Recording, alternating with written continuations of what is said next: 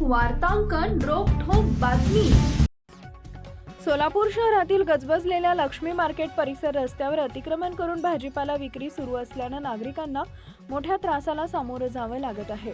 महापालिकेनं यापूर्वी अनेक वेळा संबंधित भाजी विक्रेत्यांना रस्त्यावर भाजी विक्री करू नये व वाहतुकीचा अडथळा निर्माण होणार नाही याची काळजी घ्यावी अशा स्पष्ट सूचना दिल्या होत्या। मात्र याकडे दुर्लक्ष करत काही विक्रेत्यांनी पुन्हा रस्त्यावरच भाजी विक्री सुरू ठेवली होती। या पार्श्वभूमीवर आज मंगळवारी सोलापूर महापालिकेच्या अतिक्रमण पथकानं लक्ष्मी मार्केट इथं प्रत्यक्ष जाऊन कारवाई केली।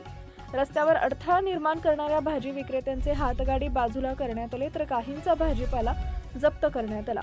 कारवाई दरम्यान काही काळ बाजारपेठेत गोंधळाचं वातावरण निर्माण झाले होते। लक्ष्मी मार्केट परिसरात वारंवार वाहतूक कोंडी होत असून वाहन चालकांसह पादचाऱ्यांना चालणंही कठीण झालंय। याबाबत वारंवार तक्रारी सुद्धा करण्यात आल्या होत्या। त्यानंतर आज अतिक्रमण विभागानं ही धडक कारवाई करण्यात आल्याचं महापालिकेच्या अधिकाऱ्यांनी स्पष्ट केलंय। महाराष्ट्रातील महत्त्वाच्या आणि ताज्या बातम्या पाहण्यासाठी आमच्या जय हो न्यूज चॅनलला सबस्क्राईब करा आणि बेल आयकॉन प्रेस करा।